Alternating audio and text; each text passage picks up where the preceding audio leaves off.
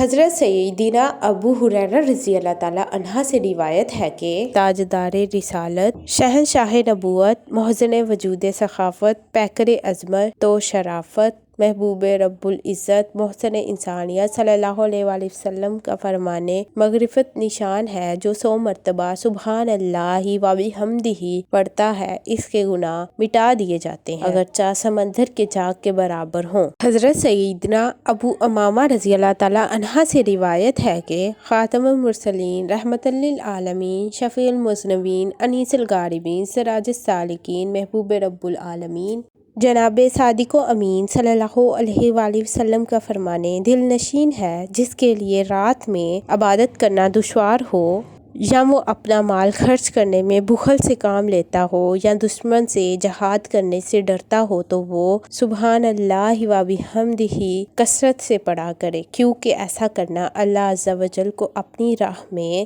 سونے کا پہاڑ صدقہ کرنے سے زیادہ پسند ہے۔ حضرت سیدنا عبداللہ بن عمر رضی اللہ تعالیٰ عنہ سے روایت ہے کہ نور کے پیکر، تمام نبیوں کے سرور، دو جہان کے تاجور، سلطان بحر و بر صلی اللہ علیہ وآلہ وسلم نے فرمایا جو سبحان اللہ و بحمدہ پڑھتا ہے اس کے لیے جنت میں کھجور کا ایک درخت لگایا جاتا ہے۔ میرے چینل کو لائک کر دیں، سبسکرائب کر دیں اور بیل آئیکن کو دبانا نہ بھولیے تاکہ ہر نئی آنے والی ویڈیو آپ تک پہنچتی رہے۔